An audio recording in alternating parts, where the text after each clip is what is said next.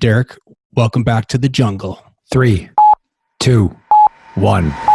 This is The Jungle, an up-close, unvarnished look inside leadership and business strategy.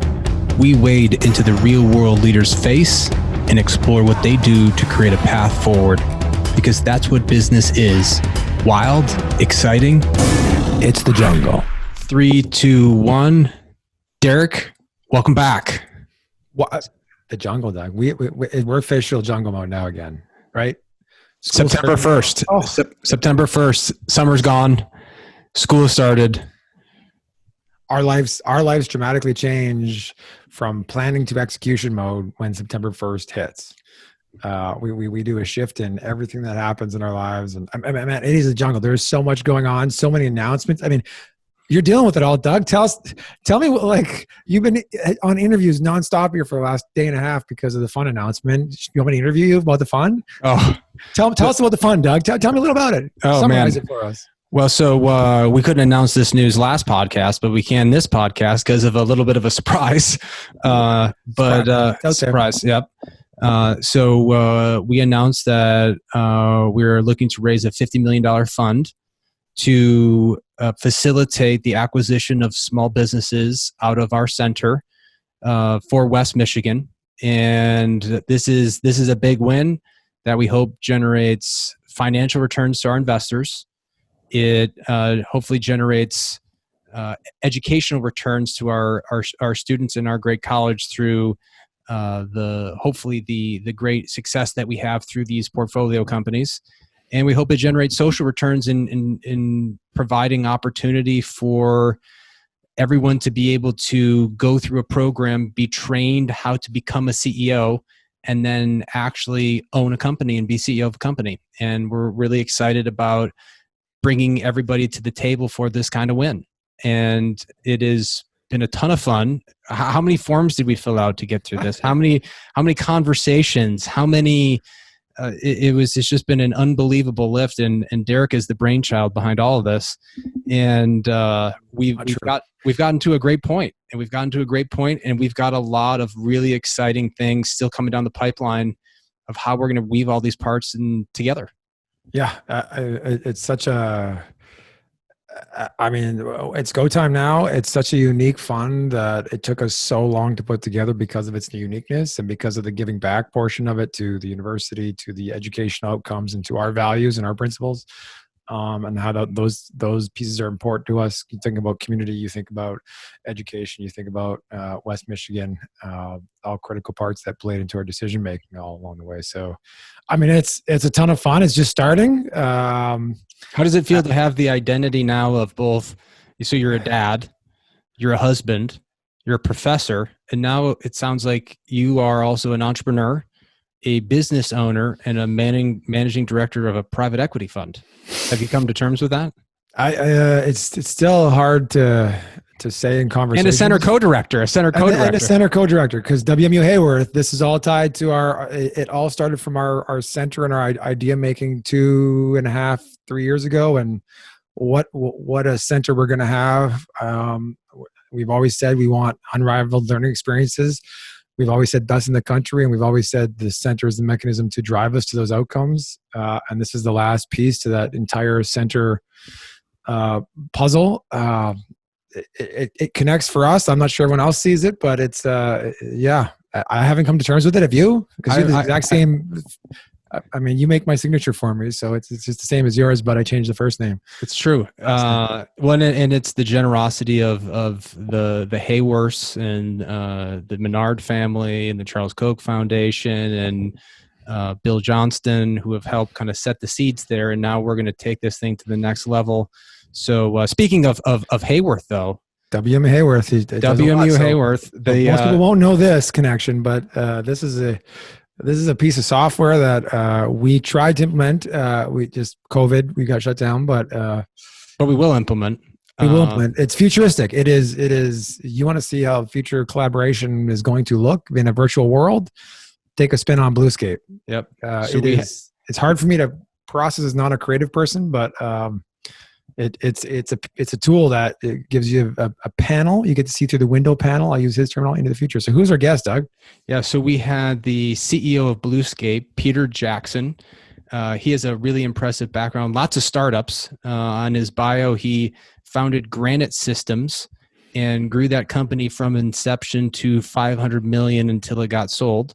Now he's been running Bluescape, and Bluescape is a company strongly affiliated, connected to, owned by Hayworth. And it's a great technology solution as you think about collaboration. Think about it as an infinite whiteboard. I think the metaphors that folks use around it are really interesting, but super timely as you think about remote work and virtual work. A fantastic guest, great strategy insights, great technology insights, great leadership insights. What were your takeaways? Oh, this was a good one. I mean, he had so many good examples of this, from how it was used to build the new F-150, and he dropped Teams of Teams book in there, and how that's the future of collaboration. But I'm going to go to his leadership style, which I think came through in the podcast. He is an empathetic, caring person, and his view of future leaders needing to maybe take some psychology classes and talk about, leaders will have a responsibility to the human who's on their team because of everything they're dealing with, and how that's going to impact us, and how, he talked about interactions, and you have to have planned interactions, and maybe take the first 10 minutes of every meeting to get to know one another, because we're remote now, and you got to make people feel part of it and understand what people are going through, because that's going to be probably one of the most required skills in his mind going into the future. And I don't know if I disagree. I think our ability as leaders to connect.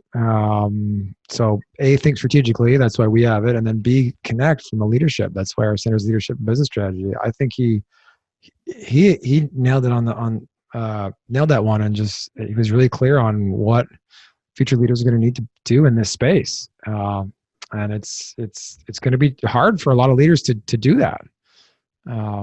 So it's going to be a new skill set for a lot of them. What was your takeaway, Doug? So it was really interesting. Bluescape, for folks who haven't used it, think about it as this big virtual whiteboard. But the angle that I want to take on my takeaway is really around inclusion. And when you think about a lot of the technologies, traditional technologies, you think about with the you're thinking about phone calls, or you're thinking even about Zoom. It's usually the person who wants to talk the most, or the most dominant person, probably often a male, who is driving all the interaction. And when you think about another way of collaborating, where you've got sticky notes on the whiteboard and everybody can contribute ideas in ways that they want to contribute, and that might be based on your cultural background, if you're an introvert, however you want to contribute. I think Bluescape is a great solution to be able to facilitate inclusion and be able to ensure you're leveraging the most diverse ideas from your team, the expertise from everyone. And so I think it's a call to action for leaders when they think about collaborating at distance, virtually or remotely, that they're ensuring the technology they use gets everyone's voice. And that's sometimes difficult when you're even on a conference call. So I liked that as a solution to get the best out of the people in your organization. And that's a great takeaway, Doug, because, inclusion, we think during a meeting, and this is where the future is going to be. He said, some people need to let it digest. And I feel like this is who I am more than you. You're great in meetings, but I need to let things digest, and then I'll go for a run and think about it, and then I'll come back. That meeting is always live on Bluescape. So it's like we'll have a meeting and the notes are there, and people will come in hours after the meeting and they'll say, hey, we need to think about these things differently, because that meeting is just living in the canvas that is Bluescape. So I think there's something to that, and the inclusiveness of just this technology for meetings both during and after. So I don't even know if meetings is the right term I'm going to be using in the future. But yeah, interesting. Right. Just space. Right. It's just, this is the virtual space and you're contributing to it. Independent of time, independent of where you are, independent of, so and the team of teams concept, right? Even if you've got, the meeting might get obliterated, but having there's one team, there can be multiple teams playing in this space, and it's so big, you can't fit a team of teams on one whiteboard in a physical space. No. So it's an interesting, it really changes the collaborative nature of your organization. And he said it's increasing productivity. We've heard this. We've tried to increase our productivity using this. I think it's true.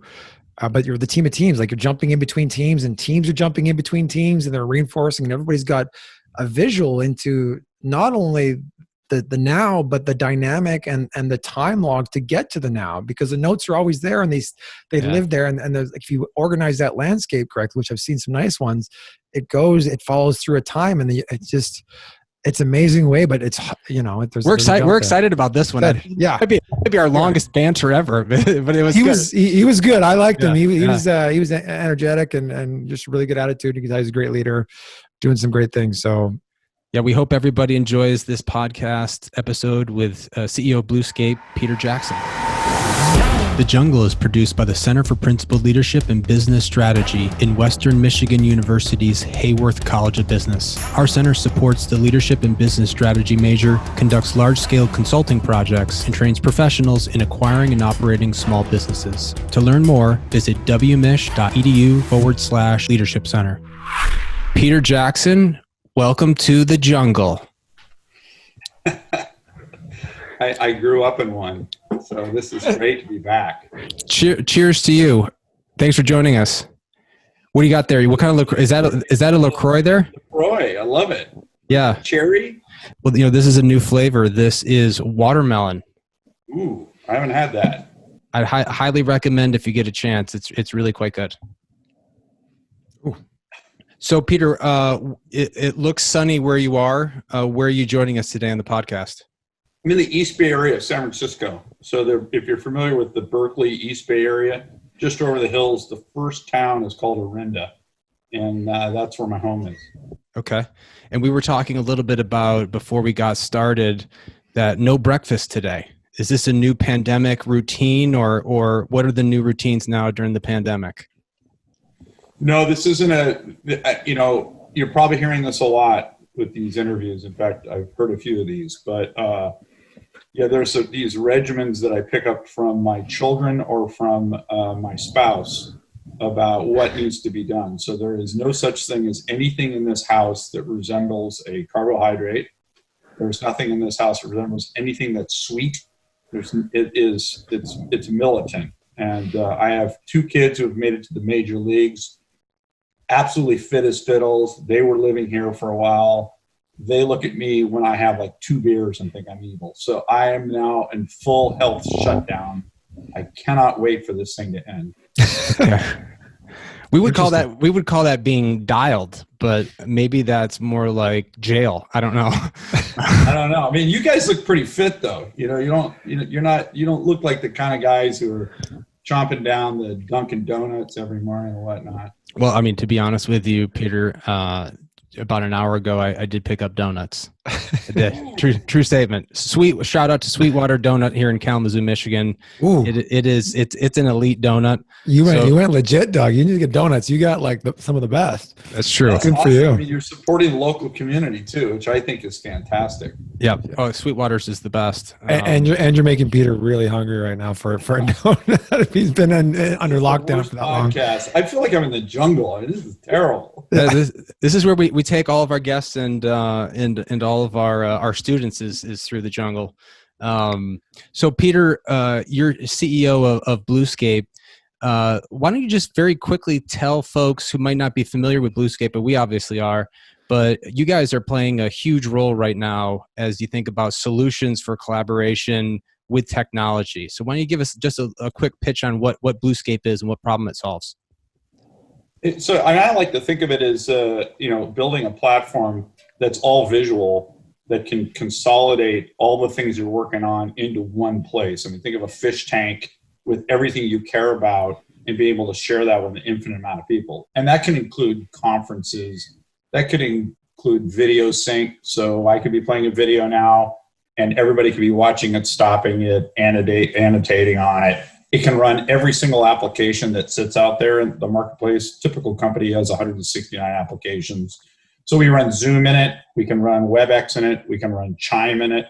And so when you think about a platform, whether it's remote or not, could be in a conference room, the idea that you're pulling all those resources, you're not jumping around saying, hey, where's that PDF, or where's the contract, or what are the blueprints, or what did we do a week ago, or where's the whiteboard, or what are the ideas? All those things are sort of canvassed, if you will, framed inside this container.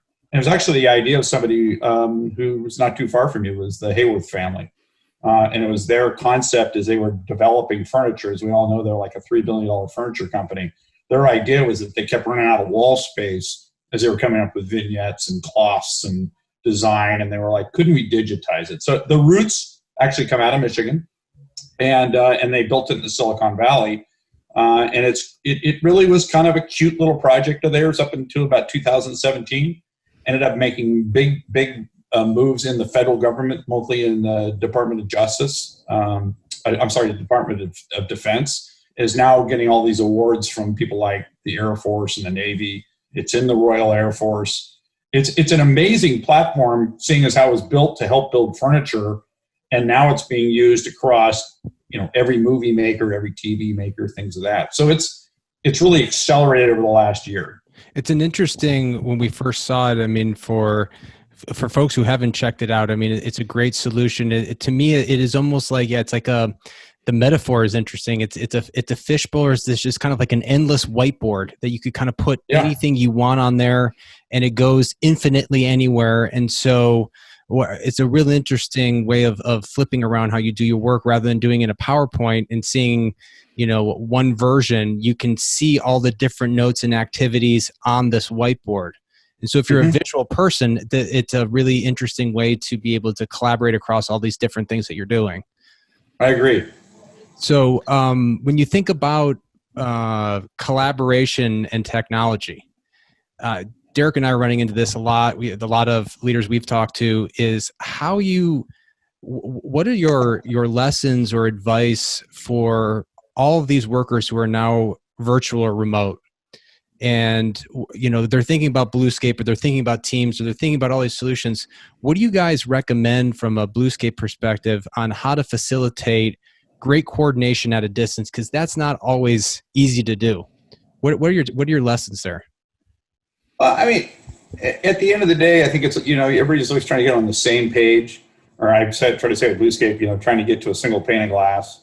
And I think that not everybody's in the same time zone, and people miss meetings, or they're zoned out in meetings. I mean, you can actually be on a call right now and be doing email and acting like you're smiling and listening, and you're not. So the idea is that if you can get everybody to collaborate and feel like it's many to many versus one to many, like there's always one mouth, and there's, if there's 10 people, there's 20 ears, unless Van goes in there. The fact is that you've got this concept of everybody's trying to get to productivity, whether they're in an office or out of an office. And the idea was that if we're in an office, we can get body language better. We can interact on a many basis better by having meetings and whatnot. By going remote, you still have the role of trying to be productive, but it's all digital. You can't really get a good feel for it. And you don't want to just get on calls and have one person talk and everybody listen. And usually that's a real dominant person or a manager or something. Instead, if everybody can be post-it noting, or saying, put up a red if you think it's ugly, or green if it's good, or, hey, let me show you my canvas and my idea, let me show you your idea, you're going to get a higher rate of productivity. And it isn't going to be based on whether you're in an office, and it shouldn't be based on how much time you have, because a lot of moms are home right now, and they're trying to do homeschooling on top of trying to do their jobs, and on top of saying, hey, I've got to figure out what to put on the table. And, dad's up in his office trying to do his thing. And so productivity is going all over the place. And so it can't be tied to time. I mean, it can't be tied to, 40 hours a week anymore. So we need to give people tools that they can jump in for an hour here, jump in for an hour. Oh, I missed it. What are the notes? How can I contribute? It's not as uniformed as when, we were set in an office with everybody around us interacting. So this new world that you described sounds a lot like my life, right? We started some school in Michigan today. Doug's still got his kids at home, and he's watching them right now, I think. But trying to. But it's a totally changed world. And do you think this is temporary? Is it your view that we've accelerated so much? We were testing a bunch of technology the second we had to go virtual back in early March, I guess it was. Mm-hmm. Do you think we're going to stay remote? Do you think remote's here? It's accelerated so far now that things like Bluescape will be definitely needed, and everyone's got to learn how to interact in this world of time and place don't mean as much as being able to jump in and out of the flow of things. I mean, there's a couple ways to answer that. One is I think these technology tools, whether it's, I saw Mural just raised, 117 million. I think I'm hearing that Miro will hit 100 million in revs this year. I saw the Zoom numbers last night. They were 4x. The stock is trading, 450 up from whatever 60 before the pandemic. So, that pendulum has swung really hard towards a lot of these technology tools. And certainly we've had the tailwinds of demand for that. Certainly we'll share that in a little bit, but is the pendulum as far over as it's going to go? Yeah, provided we don't have another pandemic or a war or, whatever. I mean, the 2020 seems to come up with a new thing, every month, and we just take coming out of some massive fires in our area. I think that if you look at sort of what's going on in the commercial real estate business, there are people that are starting to make investments for 2024 or 2025 with the anticipation that there's going to be a pendulum move. It's not going to go all the way back. It's going to come back a third, or it's going to come back a half. Certainly universities are going through a lot of challenges right now. You two know that as well as anybody. How much do I really want to pay to go to Princeton to get an education, and how much online education is going to become more valuable now than, your pedigree resume or whatever you want to call it. So, I think these things are sort of shaking things up a lot, some for good, some too much. From my perspective, the remote thing is creating a lot of benefits, but also it's creating mental health strain. And I think it's creating, challenges for most of the people I talk to. My employees try to reach out to almost every single one of them and engage. And, I'm hearing a lot of mental health and a lot of challenge and a lot of stress. And so as we have the opportunity to go back, I think you're going to see a different design. If you had 20,000 square feet, when you come back, you may go to 5,000 square feet and turn that into like a business club, if you will, with like a sunken living room with a lot of plugs, a couple hoteling spots, and maybe a giant kitchen with 3 fridges and a table that can seat 20. And then maybe say, hey, engineering comes in on Monday and sales gets it Tuesday. And so you sort of get a taste of remote with a little connection to your vibe of your organization. But I think we're going to rethink commercial real estate. I think we're going to rethink how we get together and what we do in the time we're together. And that'll be show up at 11 p.m. There's a lunch right away, a bunch of work efforts that are planned for that day, followed by a fantastic dinner, followed by, hey, we'll see you in 2 weeks, or we'll see you in a week. Yeah, so I tend to agree with some of those thoughts. I mean, it's hard to predict, but it seems like it's how we're going to go. When we look at Bluescape, it's more of it's not remote, but it's more virtual, right? It's a virtual whiteboard. It's a virtual. And if you see these people of sharing an office and coming in, taking turns, what are leaders of the future from an educational standpoint? How are we going to have to train these leaders of these teams, of these engineering groups, of these product design groups, of like, what are the specific skills that they're going to need to deal with the mental health stress of their team members, the dealing with, hey, we're not going to meet, but you're going to be following this virtual canvas and you're going to be able to jump in and out. So what are the new skills, or are they new skills, or are they just, same skills applied in a different manner that we're going to have? It's a really healthy question, and I hope this answer bodes well. But I think if you came out of an MBA program, traditional MBA program, and you came up and did your 2 years before you went and did it, chances are low percentage of those people really did take any classes in psychology or understand really the humanistic responsibilities that come with leadership that we're going to have today. And you're sort of seeing that. I would say that you can never, the reason I brought up a lunch and brought up a dinner was the idea that that's an interaction of feeling, and it isn't so much around the business. It's more like it's getting to know the people around you and how are you feeling. I have a Navy SEAL who works for me who actually called me today to see how I was doing. It was the first time I've ever had an employee check in sort of like worried, like, are you holding up okay? Like hanging in. And I've got on Slack, how are you, and everything else. But he was like, no, talk to me. I want to hear about it. Because he learned a lot about those skills when he was a Navy SEAL. So I think that the job requires a lot more understanding. How many kids do you have?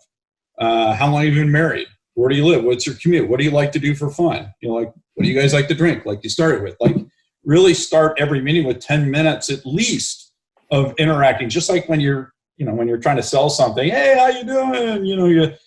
That's a little less sincere, but you're really trying to get into a relationship or a connection with these people so that they feel safe. And it used to be, and there are issues with certain cultures about being able to be forthright and honest. It says, you know what, I'm kind of depressed today. I'm kind of down.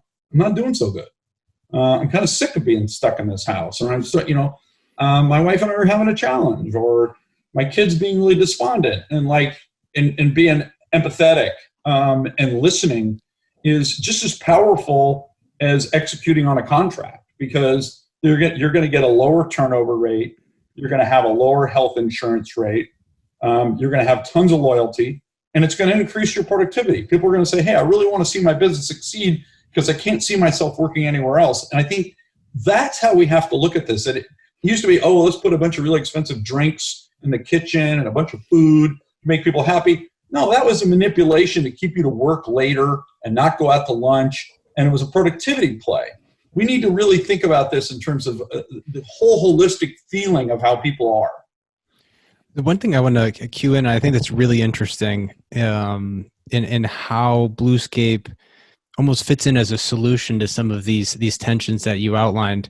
I'm curious around the use of Bluescape as you think about in kind of inclusion, because in Bluescape, rather than a linear dialogue or a conference call where there can be one person speaking at a time, unless you have breakout groups, you don't have multiple people being able to talk at the same time. Or if you have someone who's maybe a little on the quiet side, they can't actually maybe participate in ways that they would want to participate. But having a Bluescape kind of whiteboard concept where everybody's putting up the sticky note provides an opportunity for all of those different voices to contribute in ways that they want to contribute, and really using the diversity of your team.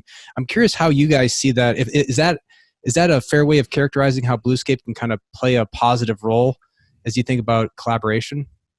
Yeah, I think that's something I like to talk about. I mean, it's something, the way you said it, probably better than I do, but many hands make light work. You have introverts, you have people speak different languages, you have dominant males. The concept of saying, hey, you can be in this room and you can't be in this room, or you 4 people go to this room and you 4 people go to that room, and you start working and presenting your projects, whether it's in a whiteboard or in an app or whatever.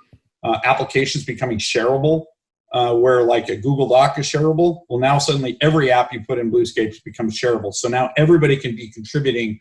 So essentially you're going to get productivity that goes way up. You're going to have inclusion, to your point of view, go way up.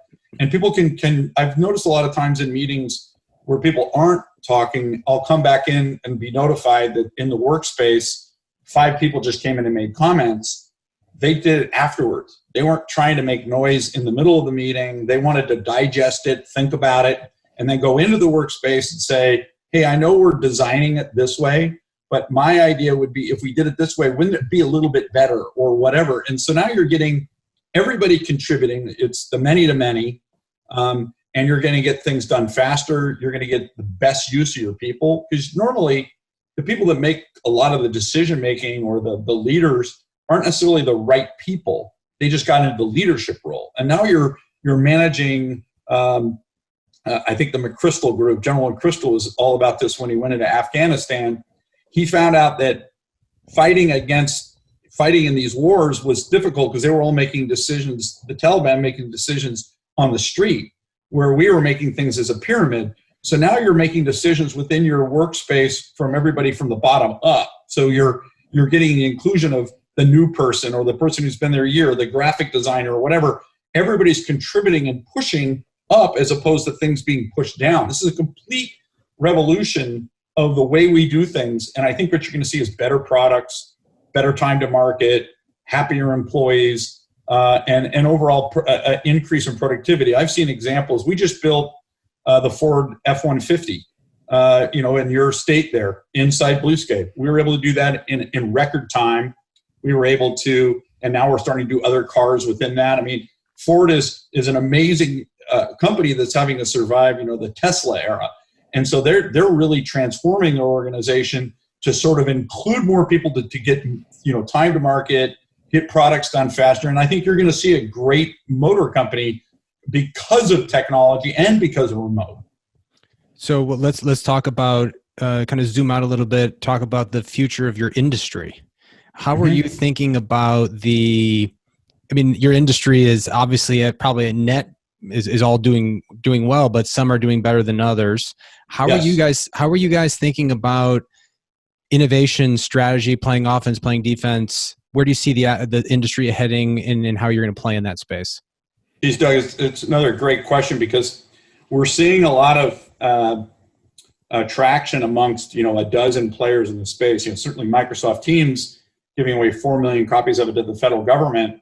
Their long tail objective is obviously to get everything on Azure, which is their cloud division, so that they can now run more curated sets of content that can drive to AI, because AI is supposed to be this big sweet spot that we're going to run straight into in a couple of years. How do we make better, quicker decisions? And so this cloud war creates teams like Teams. Well, then you've got people moving off of email to things like Slack.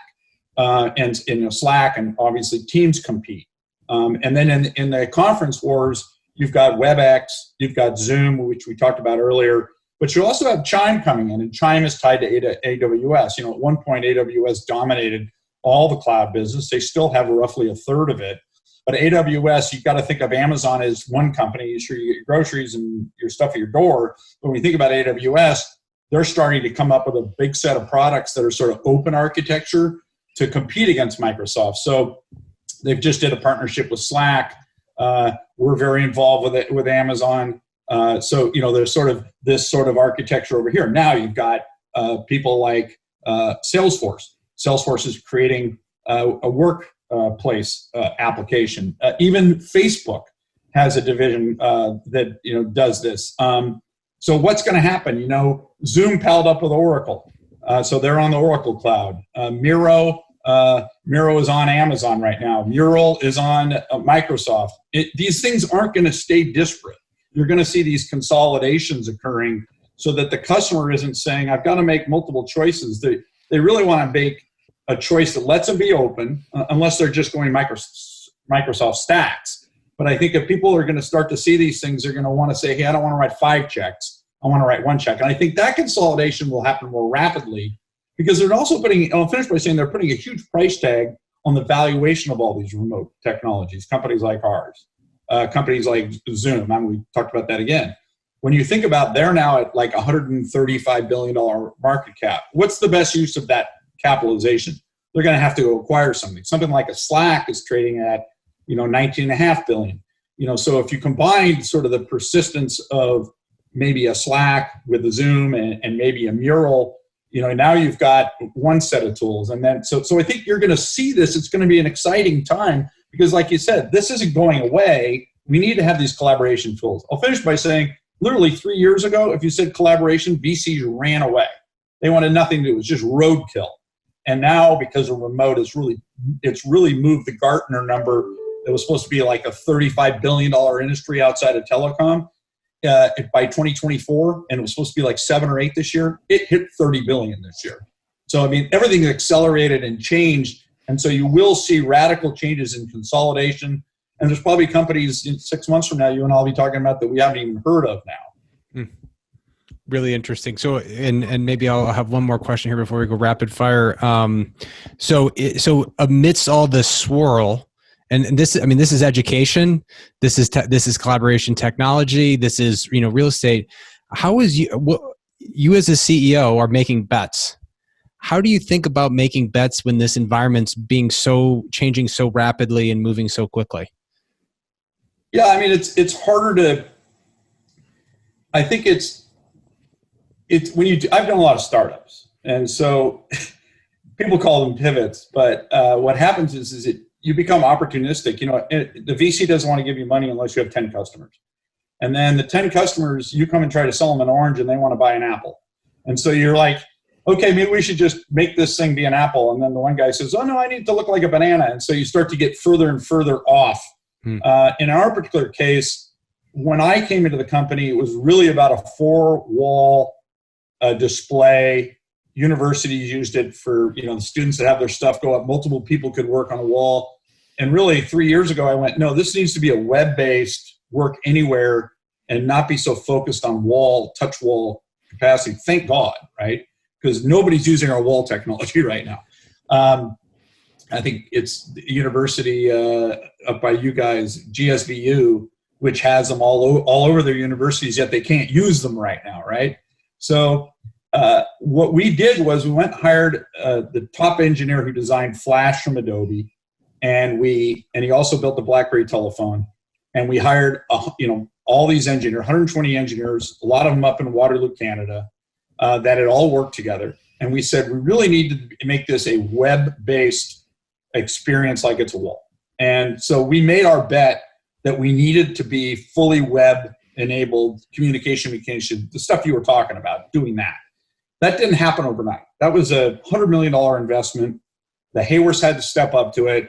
And then when we did that, that opened up a lot of doors for us. And that's why not every, but I would say in the 90th percentile movie studio, movies you watch, Blacklist television show, all those things are produced from beginning and from storyboarding to production inside. So we made a bet on the movie industry. We made a bet on web. And then we got engaged in a contract literally when the pandemic happened for initial 300,000 users that we're onboarding now with one of the largest commerce companies in the world, coupled with another contract we just got with the second largest commerce company in the world. I already mentioned Ford. We're starting to see things in the airline business, all the different areas. So the bet was it'll be remote, not because remote was there. And so once we made that, we were sort of in the right place at the right time with a lot of fine tuning to do. So that was the bet I made. Thank God we moved away from the wall. Interesting. That's a great back story on thinking this through. We love, that's part of when we talk about the jungle in our class, it's the Ray Dalio quote, you can live an ordinary life and stay where you are, or you can live a great life. But you have to go through a dangerous jungle, and that's an unknown process, but there's great things that can come from it. So that's a great illustration for our students. We're going to want to close here with some rapid fire questions. 1-word answers. Are you ready to go? Yes, sir. All right. Favorite leader? Wow, that's a rapid fire question too. I'd have to go Tim Cook. Courage or compassion? Compassion. Speed or accuracy? Speed. Liking or respect? Respect. Great ideas or great execution? Execution. Are you a night owl or an early bird? Both. A word to describe your leadership style? Open, fair, I guess open. If you had a product, so back to the jungle metaphor, you have to take one product with you. You're going to enter a dangerous jungle. It's a business task. What product are you taking with you? My cell phone. And if you had an animal that really reflected your leadership, what would be your animal? Your leadership animal? Lion. A lion. Why a lion? They're leaders of the jungle. Easy answer, Doug. That's an obvious one. Obvious. Well, Peter Jackson, we really appreciate you joining us, CEO of Bluescape. Great company, really important company. Check them out if you're thinking about collaboration.